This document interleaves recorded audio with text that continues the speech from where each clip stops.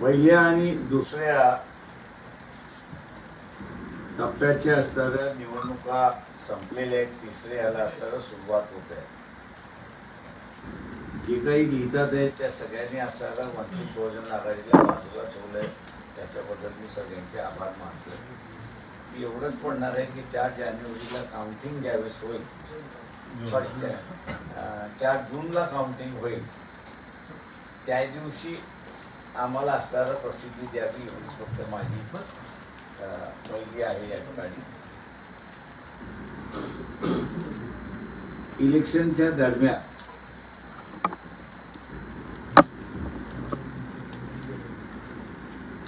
मी असं म्हणेन की पश्चिम महाराष्ट्र लक्षात घेता, पश्चिम महाराष्ट्र, मराठवाडा आणि खानदेश हा लक्षात घेता इथेनॉलची असणारी पॉलिसी या ठिकाणी बदललेली आहे. इचलकरंजीच्या सभेमध्ये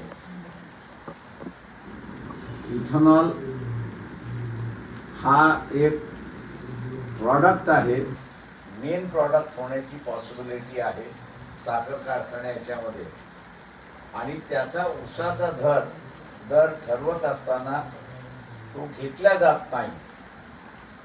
मग शेतकरी संघटना असतील, शेतकरी नेते असतील किंवा कारखान्याचे चेअरमन असतील, या कोणीही असणारा तो उचललेला नाही.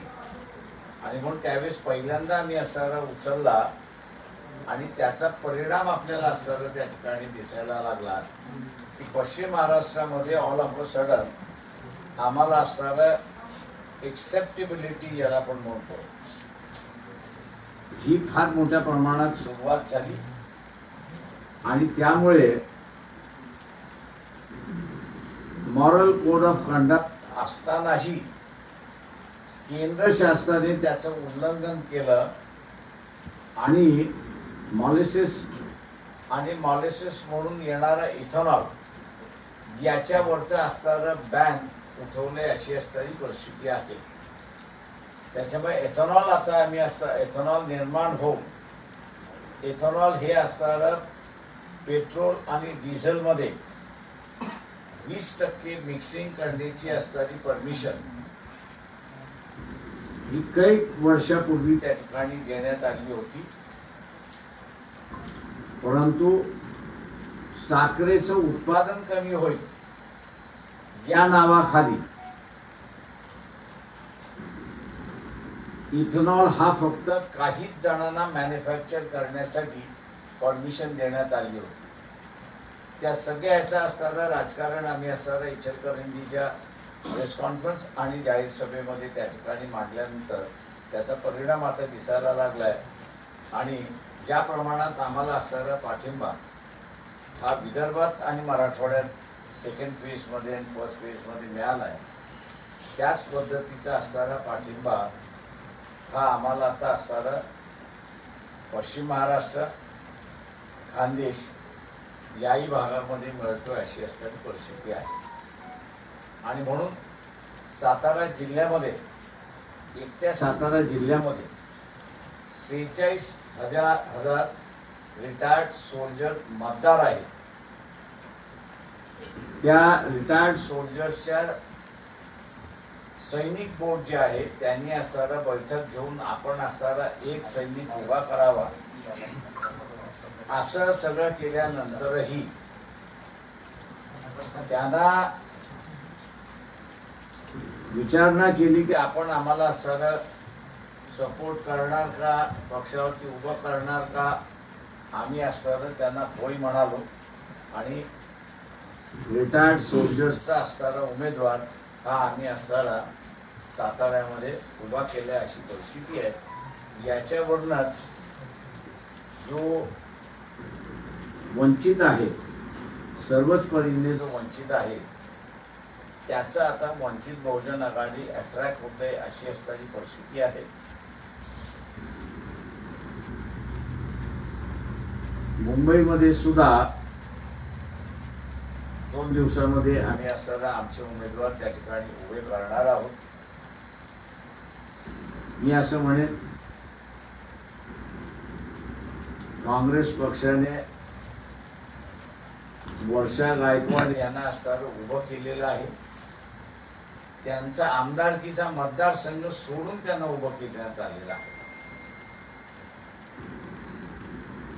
त्याच्यामुळे आम्ही असताना नेहमी म्हणतो की बळीचा बकरा अशी आपली फीज आहे.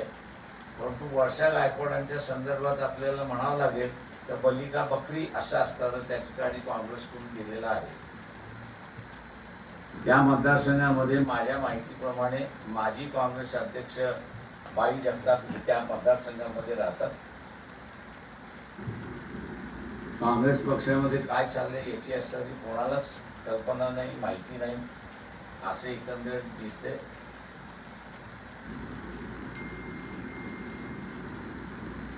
भाई जगताप सुद्धा त्या ठिकाणी निवडणूक लढवण्याच्या इच्छुक होते असे माझी माहिती आहे. परंतु त्यांना डावलून बाहेरून असणारे उमेदवार त्या ठिकाणी आलेले आहेत. काँग्रेसची असणारी ही जी खेळी आहे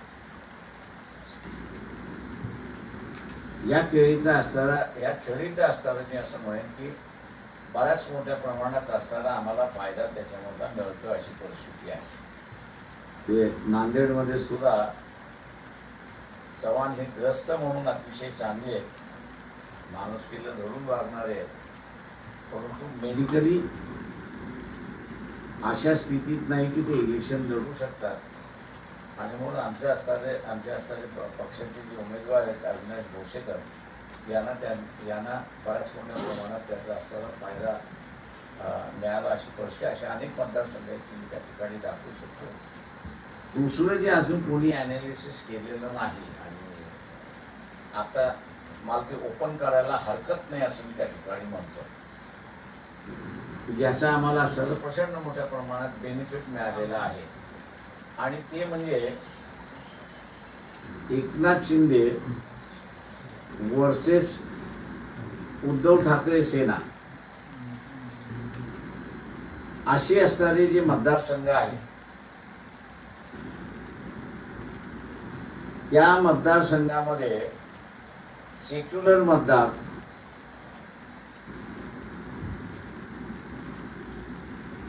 आणि पहिल्या फेजमध्ये आणि सेकंड फेजमध्ये जे आम्ही पाहिलेलं आहे, काँग्रेस शिवसेनेच्या उमेदवाराचं काम करत नाहीये आणि शिवसेना काँग्रेसच्या उमेदवाराचं कामकाज करत नाही.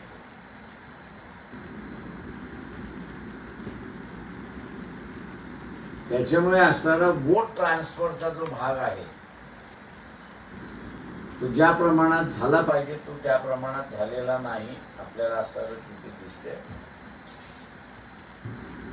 आणि त्याचाही असणारा एक बेनिफिट आम्हाला असताना मिळाला आहे की तो सेक्युलर मतदार जो आहे तो सेक्युलर मतदार असणारा सायलेंटली आमच्याकडे वळला अशी परिस्थिती आहे. इथे तिसरा बेनिफिट जो आहे तो याच्यामध्ये बीजेपी बरोबर 2014ला जो वोटर गेला होता, फर्स्ट टाइम वोटर, किंवा 2012 मध्ये डिझेल पेट्रोलचा असणारा प्राइसेस मनमोहन सिंगने जे वाढवल्या होत्या आणि त्याच्याच बरोबर 2G स्कॅमचा अहवाल आला, 2 लाख कोटी असणारा चोरी झाली, लुटल्या गेली अशी आली आणि यंगर जनरेशन जो आहे तो रिॲक्ट झाला. म्हणजे आपल्याला असणारा माहिती जी आहे महागाईची ती चुलीची महागाई ही आपल्याला माहिती आहे, पण या यंगर जनरेशनच्या डिझेल पेट्रोल प्राइसेस वाढल्यामुळे त्याच्या एन्जॉयमेंटला सुद्धा कात्री लागली अशी असणारी परिस्थिती आहे. आणि हा 2014ला पूर्णपणे काँग्रेसच्या विरोधात गेला आणि बीजेपीला त्यांनी प्रचंड मोठ्या प्रमाणात मतदान केलं. त्यांनी 2019ला सुद्धा रिपीट केलं त्याच गोष्टी. पण हा यंगर जनरेशन आयटीचा म्हणजे IT टेक्नॉलॉजीचा फारच मोठा सपोर्टर आणि खेळणारा असल्यामुळे त्याला बऱ्याच गोष्टी आता असताना कळायला लागल्यात या सरकारच्या. आणि एक गोष्ट फार मोठ्या प्रमाणात ती असताना रिॲक्ट होत आहे, आणि ती म्हणजे की 2014 पासून ते राज्यसभेमध्ये उत्तर देईपर्यंत सरकार स्वतःच ऍडमिट करते की 17 लाख फॅमिलीज यांनी नागरिकत्व सोडलं आणि परदेशी गेलेले आहेत. तो ज्यावेळेस त्याच्या अगोदरच्या कालावधीमध्ये बघतो तर काही हजारामध्ये फक्त गेलेली आहे, अशी परिस्थिती आहे. एका बाजूला हिंदू राज्य उभं करण्याचं आणि दुसऱ्या बाजूला नागरिकत्व सोडून जाणारा जो वर्ग आहे तो हिंदू आहे. आणि त्याचं इंडियात थोडंसं असताना स्टडी आपण केला तर असं दिसतंय की त्याची minimum holding capacity he 50 crores and above आहे, अशी परिस्थिती आहे. त्याच्यामुळे आता जी यंगर जनरेशन मधली असणारी जी चर्चा आहे 1+1 2 किंवा 1+1 3 असं जे करतात ते असणारं हे लिंकअप करता येत आहे की ईडीची ऍक्शन, नोटीसची ऍक्शन, याच्यामध्ये या फॅमिलीजला कोहेशन करण्यात आलं होतं का, जे यांच्याकडे सुद्धा वसुलीचा असणाऱ्या नोटिसा गेल्या होत्या का, अशा रीतीची असणारी चर्चा ही यंगर जनरेशनमध्ये मी फिरत असताना मला ऐकायला मिळाली. हा मी असं म्हणतो यंगर जनरेशन मधला सिरियस इश्यू आहे, म्हणून पर्सेंटेज जे आहे ते 10 ते 12% त्या ठिकाणी कमी आले, अशी परिस्थिती आहे. ते 10 ते 12% कमी येणं हा बीजेपीचा लॉस आहे असं मी त्या ठिकाणी मानतोय. आणि त्याच्यामुळे आम्ही असं म्हणतोय की आम्हाला बेटर चान्सेस आहेत असं आम्ही त्या ठिकाणी मानतोय. त्याच्यामुळे म्हणून मी म्हटलं की 4 जूनला आमचे रिझल्ट बेटर आले तर त्याला वाईट पब्लिसिटी द्यावी, एवढीच फक्त काळजी नाही. सर, तुम्ही इथेनॉलचा विषय बोलताना म्हटला कांदा म्हणजे प्रचंड प्रमाणात सरकारवर टीका होते. गुजरातच्या कांद्याला परमिशन दिली पण राज्यातला जो कांदा आहे तो तसंच करून टाकला, त्यामुळे नाराजी प्रचंड प्रमाणात. आम्ही भाषणामध्ये असताना आणि त्याच्यामध्ये असताना हे म्हणतोय की नरेंद्र मोदी हे देशाचे पंतप्रधान नाही आहे तर ते गुजरातचे पंतप्रधान. त्याच्यामुळे या ह्याच्यातून लोकांनी असणारा धडा घ्यावा. मी असं म्हणेन की वेस्ट बेंगॉलच्या असेंब्लीच्या इलेक्शन ज्यावेळेस चालल्या होत्या त्यावेळेस सुद्धा ही चर्चा सुरुवात झाली होती आणि त्यावेळेसही हा चार्ज त्या ठिकाणी आला होता की नरेंद्र मोदी हे असणारं देशाकडे बघण्यापेक्षा गुजरातकडे अधिक लक्ष देतात, अशी चर्चा त्या पश्चिम बंगालमध्ये मोठ्या प्रमाणात चालली. ती आता देशभर वाढेल असं मला वाटतंय. सर, अजून काही दिवस इलेक्शन राहिलेले आहेत आणि 7 जागा अजून डिक्लेअर झाल्या नाही महायुतीच्या. कुठे अलबेल आहे महायुतीमध्ये असं वाटतं? मी आपल्याला अगोदर सांगत होतो त्यावेळेस आपण विश्वास ठेवत नव्हता, मलाच ठोकत बसला होता. म्हणजे मी असं त्यांच्या जागेतली भांडणं अजून चाललेली आहे. अलबेल आहे महायुतीचं, काय वाटतं सर? बीजेपीचं दबाव तंत्र आहे महायुतीवर पूर्ण.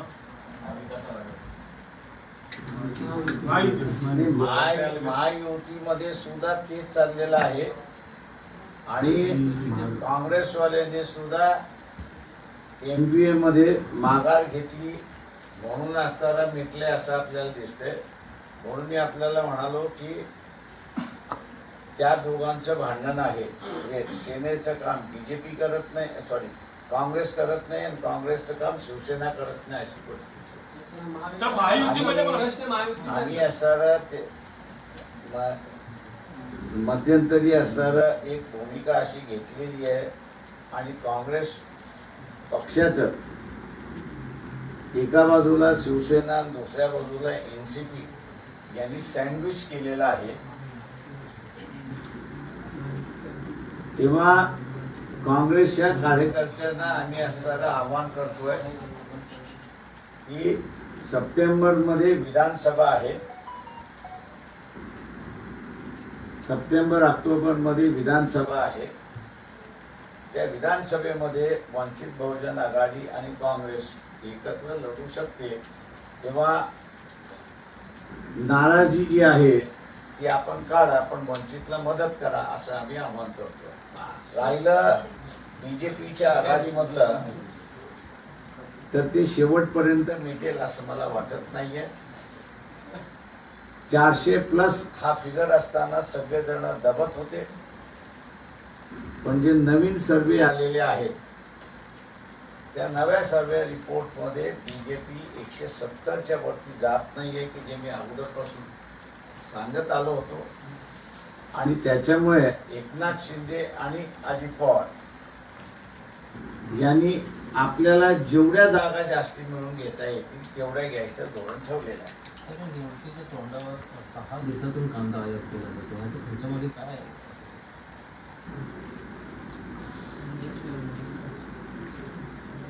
मी अजून त्याच्यातला अभ्यास केला नाही, त्याच्यावर मला कॉमेंट करता येईल. सर, एक महत्त्वाचं तुम्ही विधान केलं. विधानसभा निवडणुकीमध्ये आम्ही आणि काँग्रेस एकच येऊ शकतो. काही चर्चा विधानसभेमध्ये? झाली- काही चर्चा झाली आधी का काही आश्वासनं दिली गेली आहेत का? बाकी स्ट्रॅटेजीज ठरली होती आधी की या 6 मतदारसंघामध्ये लोकसभेला काँग्रेसला मदत केली जाईल किंवा त्या पाठिंब्या संदर्भात मी बोललो होतो. विधानसभेला मात्र एक वेगळं चित्र मला नाही, मी असं विधानसभेमधलं मानतोय. फर्स्ट 2 फेज झाल्या, 3री फेज चालू झाली आहे, 4थी फेज चालू होईल, 5वी चालू होईल. काँग्रेस अक्षरशः काँग्रेसचे जे काही कार्यकर्ते ची भेट होत असते त्यावेळेस ते व्यथित आहेत असं स्पष्टपणे त्या ठिकाणी दिसते. आणि त्यांच्या लिडरशिप म्हणजे स्टेट लिडरशिपवरती ते नाराज आहेत अशा रीतीने वक्तव्य खाजगीमध्ये ते करतात. आणि म्हणून असं आम्ही त्यांना असं म्हणतोय की विधानसभेमध्ये आपण एकत्र बसून लढता येईल, तेव्हा आतापासूनच वंचित बरोबर आपण जुळायला सुरुवात करा अशी आम्ही त्यांना ऑफर दिली. मग शिवसेनेसोबत सर, महाविकास काय आघाडीमध्ये- करणार तुम्ही? सर, महाविकास आघाडीचा जर घटक असेल काँग्रेस विधानसभेच्या वेळी, तेव्हा मग तुमचं गणित काय असेल? ते म्हणून म्हटलं ना, आता काही ते राहील असं मला दिसत नाहीये. ज्या पद्धतीने असणारं वक्तव्य शिवसेनेकडून आणि काँग्रेस दोघांकडून झालेलं आहे, लोकसभेच्या तोंडावरती आपण वेगळी भूमिका घ्यावी आणि ती आपल्याला देशभर अडचणीत होईल, त्याच्यामुळे ते कॅरी ऑन करतात. पण विधानसभेमध्ये वेगळं होतील असं माझं म्हणणं आहे. म्हणजे तुम्ही असं म्हणता का लोकसभेनंतर महाविकास आघाडीमध्ये फूट पडू शकतो. फूट पडेल? तिघही वेगवेगळे लढतील एवढं मी आपल्याला सांगतो. सर, दुसरीकडे महायुती बरोबर झाली की शक्यता हा, जर तुम्ही शिवसेनेसोबत पुन्हा पॅचअप करणार का तुम्ही? पॉलिटिकली माझ्या अंदाजानं जे आहे ते आत्ता आपल्याला काही सांगता येत नाही, रूल आउटही करता येत नाही. आम्ही आत्ता असताना फक्त जे काँग्रेसचे जिल्हा स्तरावरचे जे नेते आहेत आणि ते भेटतात आहेत आणि ते जे म्हणतात आहे त्यांना आम्ही असं हे सांगतोय की विधानसभेमध्ये आपण एकत्र येऊन लढू शकतो. सर, जी परिस्थिती महाविकास आघाडीमध्ये आहे तीच परिस्थिती महायुतीत पाहायला मिळते. जागा वाटपांचं सूत्र आता फॉर्म भरणं चालू झालेलं आहे, तरी नाशिकचा तिढा सुटत 7 जागांचा नाही. तिढा सुटला नाही. 7 जागांचा तिढा सुटत नाही. म्हणजे काय सांगाल मुंबईचा महायुतीत? समावेश आहे. की पूर्वी कसं होतं की 400+ त्याच्यामुळे सगळे दबून होते. आता जसे नवीन सर्वे आलेले आहेत त्या नव्या सर्वेप्रमाणे बीजेपी कुठल्याही परिस्थितीमध्ये 200 पार करत नाही अशी असणारी परिस्थिती. त्याच्यामुळे त्या इंग्रजी फेस प्रमाणे पाऊंड ऑफ फ्लेश हे आपल्याला मिळालं पाहिजे या हेतूने एकनाथ शिंदे शिवसेना आणि अजित पवार NCP हे त्यांच्याकडे सीट्स मागतात आहेत आणि शिवसेना बीजेपी अशी बघतोय की त्यांच्याकडून त्या सीट्स आम्ही काढून घेणार. अशा वादामध्ये त्यांची चर्चा अडकली अशी परिस्थिती आहे. सध्या आचारसंहिता सुरू आहे आणि म्हटलं की तरी देखील सरकार ज्या पद्धतीने निर्णय घेते, कांद्याच्या बाबतीत नुकताच निर्णय घेतलाय, 99,150 मेट्रिक टन कांदा निर्यातीस परवानगी दिली आहे. 6 देशांमध्ये कांदा जाणार आहे. 2 दिवस झाला त्यांना प्रचंड प्रमाणात टीका होत होती, केवळ गुजरातला त्यांना परमिशन दिली. मात्र नुकताच त्यांना आता निर्णय घेतलाय, 99,150 मेट्रिक टन कांद्याला निर्यातीस परवानगी दिली. माझं म्हणणं असं आहे की पहिल्यांदा ज्यावेळेस तुम्ही एका राज्याला राज्याच्या व्यापाराला दिली, याचाच अर्थ त्यांनी फॉरवर्ड ट्रेडिंग करून मोकळे झाले. आणि ते फॉरवर्ड ट्रेडिंग करून मोकळं झाल्यानंतर तुम्ही उरलेल्या देशाला देणार असाल तर तुम्ही शिल्लक काहीच ठेवलेलं नाहीये. हा फक्त फसवण्याचा प्रकार आहे असं मी त्या ठिकाणी मानतो.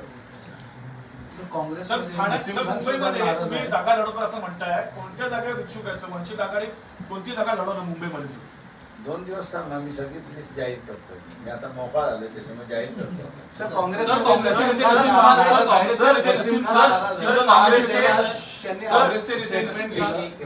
काँग्रेसचे नेते नसीम खान नाराज आहे.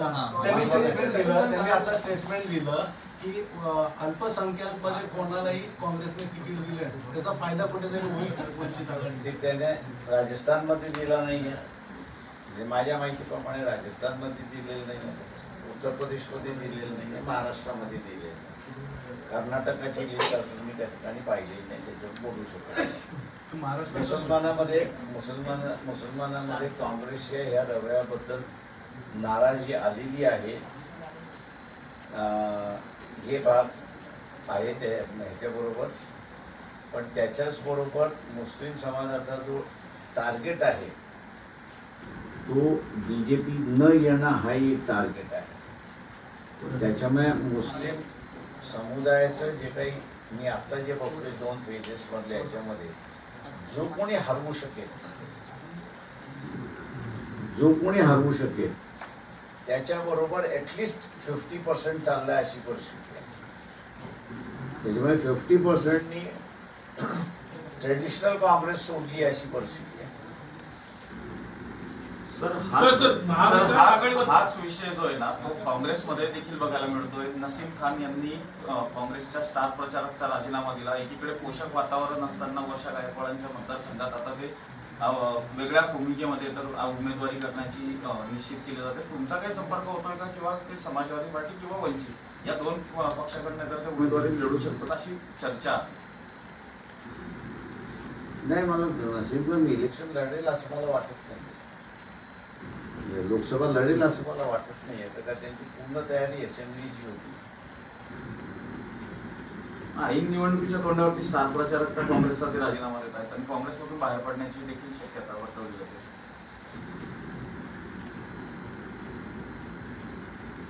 बरेच काँग्रेसमधले आहेत लोक जे बाहेर पडण्याच्या मार्गावरती आहेत, पण ते उंबरठा ओलांडतील का आम्हाला जरा जसं तुम्ही महाविकास आघाडीबद्दल सांगितलेलं आहे की लोकसभेनंतर महाविकास आघाडी राहणार नाही, तसं महायुतीचं काही भाषित आहे का? ज्या प्रकारे तुम्ही सांगताय लोकसभेत जागा कमी येणार आहे. कसं आहे की मी जर मोदी निवडूनच आले नाही, त्यांचं सरकार निवडून आलं नाही असं मला म्हणायचं. तर आता जे बांधून ठेवलेलं आहे इन्क्वायरीच्या नावाखाली ती बंदिस्त संपते. त्याच्यामुळे ती बंदिस्त संपल्यामुळे प्रत्येक जण आपापलं अस्तित्व दाखवायला सुरुवात करेल आणि तिथेही कदाचित बीजेपी सेंट्रलमध्ये गव्हर्नमेंट फॉर्म झालं नाही तर एकनाथ शिंदे आणि अजित पवार हे वेगळे निवडणुका लढतील. उत्तर मध्य मुंबईमधून वर्षा गायकवाडांना तिकीट दिलेलं आहे. धम्मभगिनी म्हणून तुम्ही त्यांना सपोर्ट कराल का? राजकारणामधलं असलं काहीच नसतं, पार्टी म्हणून नसतं. सर हिंदी में सवाल है, दो फेज के चुनाव आहे अकोल्यामधून आता हो, मी आता माझ्या 1 तारखेपासून माझा दौराच सगळ्या मतदारसंघात. सर सांगलीमध्ये विशाल पाटील यांना आपण पाठिंबा देणार अशी चर्चा होती. जे अजून सांगलीच्या युनिटने आम्हाला अजून तसं काही इंडिकेशन कळवलेलं नाही. त्यांनी इंडिकेशन आम्हाला दिलं, आम्ही त्यांच्याबरोबर बसून फायनल निर्णय घेऊ. समान नागरिक कायदा लागू करण्यासंदर्भामध्ये पुन्हा एकदा अमित शहांना पुनरुच्चार केले. वंचित बहुजन आघाडीचा संदर्भात काय? बीजेपीने तो करूनच दाखवावा असं माझं म्हणणं आहे. आणि ते त्यांच्याच पायावरती धोंडा मारून घेतील असं मला वाटत नाही. समान नागरिक कायदा आला तर तो पार्लमेंटचा कायदा आहे आणि संविधानाने प्रत्येक याला धर्माला प्रोटेक्शन दिलेलं आहे, त्यांच्या पर्सनल लॉला प्रोटेक्शन दिलेलं आहे. अट एवढीच आहे की तुमचे पर्सनल लॉ आणि कॉन्स्टिट्यूशनल प्रोव्हिजन्स याच्यामधला टकराव जो आहे तो टकराव तुम्ही अवॉइड केला पाहिजे किंवा त्या पद्धतीने तुम्ही मोड केला पाहिजे अशी परिस्थिती आहे. तेव्हा कॉमन सिव्हिल कोड हा ख्रिश्चन, मुस्लिम, जैन, शीख, बुद्धिस्ट आणि हिंदू या ह्याच्यापैकी जे ऐच्छिक म्हणतील की आम्हाला लागून घ्यायचं आहे त्यांनाच तो लागू होईल. ज्यांनी असं म्हटलं की नाही आम्ही आमच्याच ह्याच्यामध्ये राहू त्यांना तुम्ही फोर्स करू शकणार नाही. त्याच्यामुळे आम्ही असं म्हणतोय की कॉमन सिव्हिल कोड हा जर अंमलबजावणी झाली तर लॉस हा बिगेस्ट लॉस तर RSSचा आहे. त्याच्यामुळे माझं चॅलेंज आहे की त्यांनी असं करूनच दाखवा. दुसरं प्रश्न आहे, रत्नागिरी सिंधुदुर्गामध्ये हे दोन्ही BJP आणि शिवसेनेमध्ये खालच्या पातळीवर एकमेकावर टीका केली जाते, कशा बघतात? मुंबईत असताना टीका होत होती, कालच्या पातळीवरती टीका होणार नाही. त्याच्यामुळे आम्ही असं लोकांना आम्ही म्हणतोय की काका जोशी आम्ही असं उभे केलेले आहेत. शिक्षक पेशामधले आहेत, त्यांचं स्वतःच असलेलं एक फार चांगलं आंदोलन तिथे असलेलं करतात. वटशाही, भिक्षुकशाही गावागावातून निर्माण करण्यात त्यांचं असलेलं कार्य गेली 10 वर्ष ते कार्य करतात. जेव्हा लोकांनी विधायक कार्य करणाऱ्या काका जोशी यांना स्वीकारावं असं मी तिथे आवाहन करतो. सर हिंदी में सर 2 फेज के चुनाव हो चुके हैं, वोटिंग हो चुका है, किस तरह के नतीजे आप एक्सपेक्ट करते हैं, किस तरह का माहौल आप देखते हैं 2 फेज के? मैं सिर्फ इतना कहूँगा कि जो ग्राउंड रियलिटी है उस ग्राउंड रियलिटी को नज़रअंदाज किया जा रहा है. जैसे कि चंद्रपुर की अगर बात कहूँ, मैडम धानोकर इनका जो स्टेटमेंट था कि कुंबियों के अलावा किसी को सत्ता में नहीं होना चाहिए, ये स्टेटमेंट नॉन कुंबियों में अच्छा गया है ऐसा मैं नहीं समझता. बीजेपी के जो कैंडिडेट है वहाँ पर उनका एक बहुत गंदा बयान आया कांग्रेस के बारे में कि ये अपने बेटी बेटियों को जो है इकट्ठा सुलाते हैं. इसका भी मैं समझता हूँ कि वहाँ के लोगों ने काफ़ी बड़ा रिसेंटमेंट किया और एक साफ सुथरी उम्मीदवार चाहिए हमको. ऐसे भी वहाँ पे चर्चा हुई कि जिसको इग्नोर किया है, मैं ये कहना चाहता हूँ. जहाँ तक गढ़चिरौली की बात है, गढ़चिरौली में एक आदिवासी और OBC संगठनों में काफ़ी दिनों से एक संघर्ष चल रहा है और वो संघर्ष ये है कि आदिवासी डिस्ट्रिक्ट होने की वजह से OBC को जो 27% आरक्षण मिलना चाहिए वो ना मिलते हुए उनको सिर्फ 17% आरक्षण मिल रहा है और उसके ऊपर उनकी नाराज़गी है. और आदिवासी जो है वो ये कह रहा है कि आदिवासी डिस्ट्रिक्ट होने से हमको जो 15% का जो आरक्षण अभी 17% का जो आरक्षण मिलना चाहिए वो वैसे कि वैसे बरकरार रहना चाहिए. OBC संगठनों ने कांग्रेस के उम्मीदवार को समर्थन दिया है और इसलिए OBC जो है आदिवासी जो है वो एक साइड चले गए। ऐसी एक वहाँ पर गोंड है, प्रधान है, माड़िया, बड़ा माड़िया, छोटा माड़िया है, हलवा है, ये सभी जो है वो एक साइड चले गए हैं, क्योंकि अपने को ये परसेंटेज के ऊपर का मामला उनका है, इसलिए वहाँ पर भी नतीजा क्या होगा यह बताना मुश्किल है।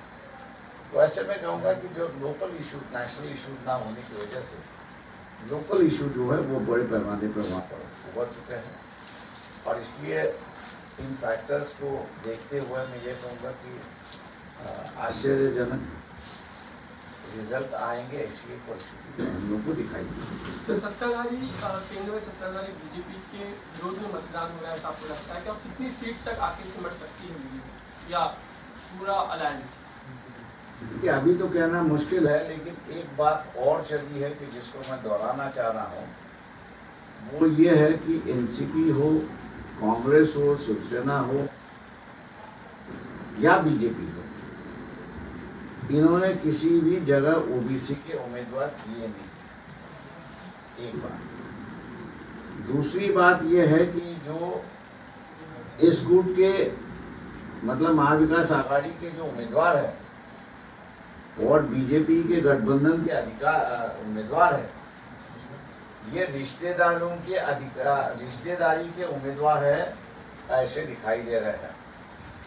हम लोग कोशिश कर रहे हैं कि उनके रिश्ते निकालने की, और उस पर एक स्टेटमेंट निकालने की बात वहाँ पे चली है कि ये घरेलू मामला है। सत्ता चाहे बीजेपी में जाए या सत्ता कांग्रेस की आघाड़ी में जाए, एक ही परिवार में सत्ता जा रही है कि जिसका एक निचले स्तर पर काफ़ी बड़ा रिसेंटमेंट है, और ये रिसेंटमेंट जो है वर्क कर रहा है, ऐसा हम लोग को दिखाई दे रहा है। सर, आपको लगता है साइलेंट वर्क कर रहा है, और लोग जब पूछते हैं तो उसको एक बताता है, लेकिन उसने किया दूसरा, ऐसा हम लोग को जानता है। सर, 2 फेज के मतदान के बाद भी लगता है कि बीजेपी का 400 पार का नारा काम कर रहा है? मैं पहले भी कह रहा था कि ये 170 के ऊपर नहीं जाएंगे। आज भी उस दावा मैं कर रहा हूँ कि ये सरकार बना नहीं पाएंगे, ऐसी परिस्थिति है। जिस तरह से आपने देखा महाराष्ट्र में इलेक्शन जब तक घोषित नहीं हो रहा था, तब बीजेपी में था। जैसे इलेक्शन घोषित हुआ, वैसे लोग जो है वो अपनी बातें खुल के कहने लगे और बीजेपी से हटने लगे। ऐसी परिस्थिति, ये परिस्थिति पूरी देश में थी। सर, दूसरा ये नहीं, एक मिनट, दूसरा सवाल ये है कि मुंबई में अभी भी महायुति, जहाँ बीजेपी और शिवसेना और एनसीपी की हम बात करते हैं, सीट डिक्लेयर नहीं कर पा रहे हैं, असमंजस की स्थिति है। वही हाल नासिक में, वही हाल पालघर और ठाणे में नजर आता है। क्या इसका कहीं ना कहीं नुकसान हो सकता है महायुति? ठीक है, नुकसान तो हो चुका है, क्योंकि ये बैठने के साथ में जाने के लिए तैयार नहीं है। मैंने जैसे कहा कि जब तक 400 या सरकार बनाएंगे, ऐसी बात जब होगी, तब तक एकनाथ शिंदे हो या अजित पवार, दोनों दबे हुए थे। लेकिन जैसे न्यूज़ आना शुरुआत हुई कि बीजेपी 200 भी नहीं पार करेगी, ऐसी न्यूज़ आना शुरुआत हुई, वहाँ से आप देखोगे कि एकनाथ शिंदे और अजित पवार दोनों जो है वो अपने बराबर के हिस्सा मांगने में जुटे हुए हैं, और वो अभी तक हिलने के लिए तैयार नहीं, और बीजेपी को कोई दबाव काम नहीं कर रहा है। ऐसी परिस्थिति है।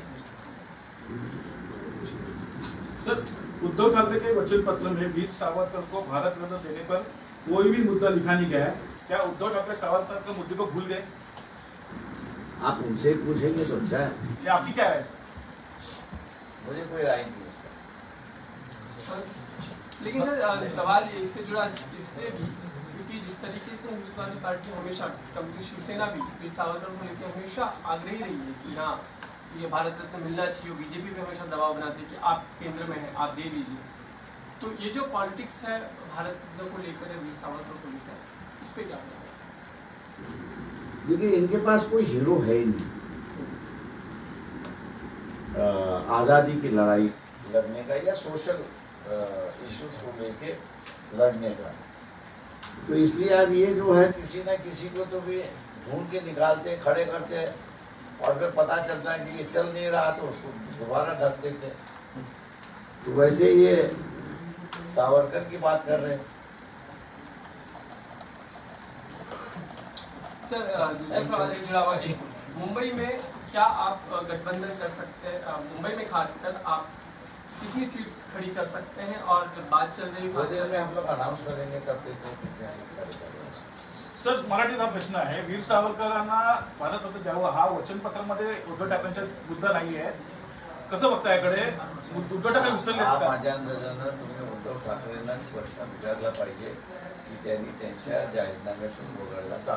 पण आतापर्यंत जेवढं पण राजकीय भाष्य झालं त्याला सावरकर हा मुद्दा खूप महत्वाचा मानला जात होता. याचं उत्तर ते देऊ शकते किंवा संजय राऊत देऊ. सर्व पत्रकार बंधूंचे धन्यवाद. आभार. धन्यवाद.